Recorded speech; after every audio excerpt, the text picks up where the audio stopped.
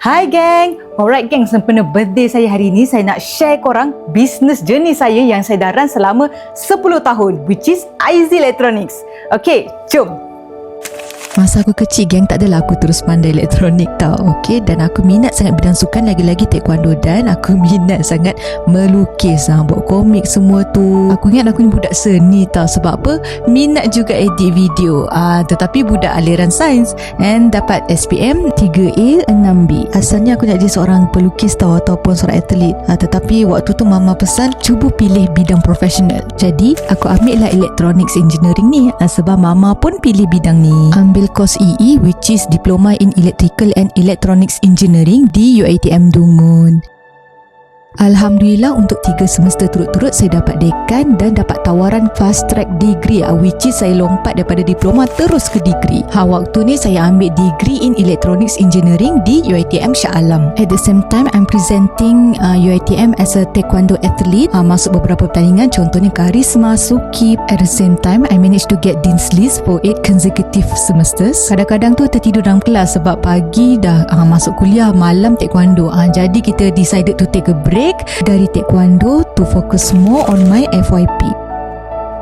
Actually, this is the first time aku jatuh cinta dengan dunia elektronik. Sebab apa? Sebelum ni kan teori. Jadi, kalau kita buat practical, hands-on semua tu, lagi-lagi nampak tangan robot ni bergerak.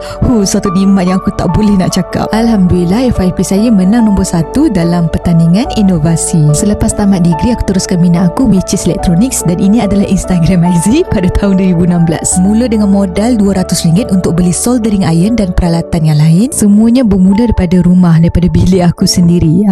So ini adalah salah satu highlight projek aku, which is wireless chess.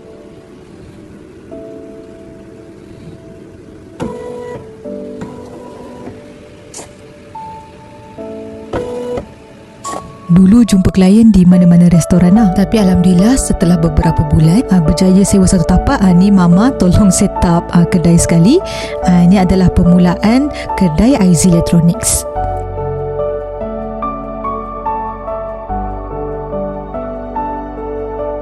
Ini adalah fasa aku belajar semua tentang elektronik. Ada pernah sekali tu serentak 15 projek sekali aku ambil, dan aku berjaya hidupkan FYP lama aku dalam masa 3 hari saja. Ini aku nak tunjuk sebenarnya ilmu dan pengalaman sangatlah penting.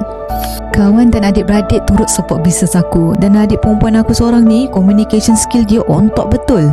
Hai, Assalamualaikum. Bersama saya dalam projek saya untuk menjana kreativiti korang. Kena pentingkan faktor keselamatan.